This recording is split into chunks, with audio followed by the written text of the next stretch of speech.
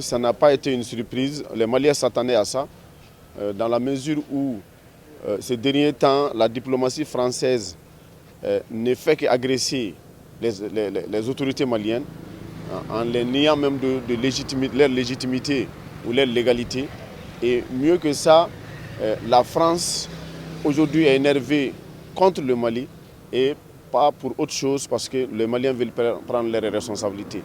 Mais je pense quand même que ce n'est que partie remise.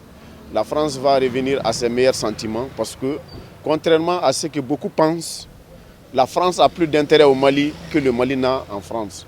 Parce que j'ai vu qu'il y a déjà des gens qui se préoccupent du sort de nos ressortissants maliens qui sont en France. C'est vrai que ça nous préoccupe tous, mais je sais que l'intérêt français va au-delà même de nos ressortissants. La France est obligée de s'aligner et de revenir à la raison pour qu'on renouvelle notre collaboration sur des bases saines. Aujourd'hui, si la France reconnaît les autorités du Mali, il peut revenir, l'ambassadeur peut revenir. Mais s'il ne reconnaît pas, il reste là-bas. Notre ambassadeur Timé Diallo est là jusqu'à présent.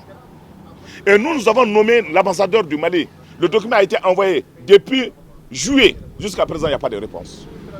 Parce que la France ne veut pas travailler avec nous. Il faut que ça soit très clair. Mais nous ne sommes pas suivis. Hein. Nous ne sommes pas suivis. Nous sommes issus des grandes empires. Nous sommes issus de la tradition. Et nous sommes des hommes de vertu et d'honneur et de dignité. Et nous sommes reconnaissants. Et ils ont perdu 53 personnes. Ils commencent à crier partout. Depuis leur arrivée au Mali, nous avons perdu plus de 10 000 personnes au Mali. Que ce soit des militaires, des civils. Souvent même dans des conditions inacceptables. Ils nous refusaient de donner de l'information et nos gens sont tués.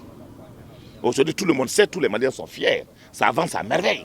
La tension est entendue, vraiment entendue.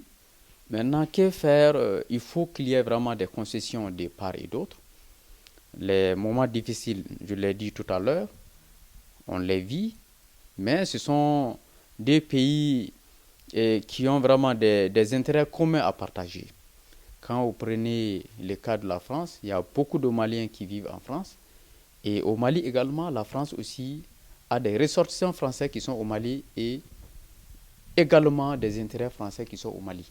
Donc, ensemble, à un moment donné, qu'il y ait vraiment des engagements sincères dans le partenariat, des langages vraiment de vérité, et cela dans le respect mutuel. Ça, c'est très important. Mais moi, je pense qu'à un moment donné, il faut prendre les choses avec responsabilité, et dépassons vraiment les passions. Ça, c'est très important.